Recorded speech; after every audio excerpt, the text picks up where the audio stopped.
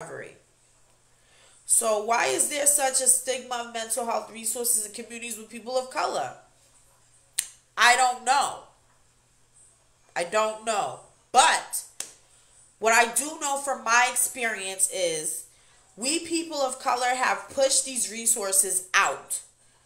The reason I say this is because when I was growing up, my teachers would tell my parents that I needed mental health support for behavioral issues.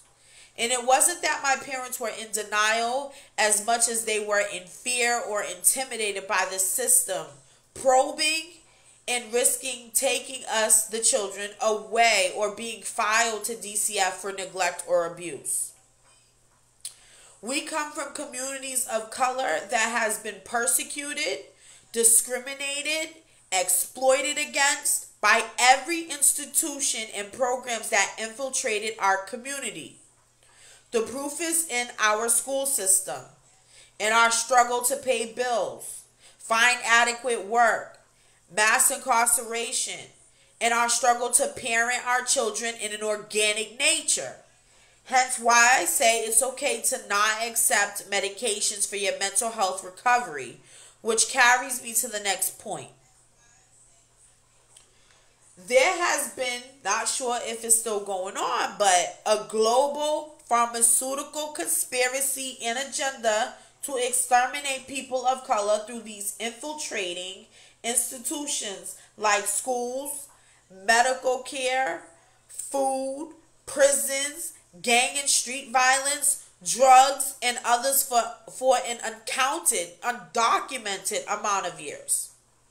You can look up some of Dr. Umar Johnson's rants on this topic of black boys being drugged for false ADHD, ADD diagnosis. Okay? I'll try to find a link for Dr. Umar Johnson's rants on this topic. These agendas have left us people of color in fear of seeking help for ourselves, family members, and our children because of the probing into our lives to not help but to persecute us even further into a corrupted system. We can't forget how we as a community have persecuted and judged each other for talking about depression by being called lazy and labeled as complainers, or being outcasted for hearing voices and that weren't there, told we are just attention seekers, and being gaslighted by those we may have entrusted with this sensitive information.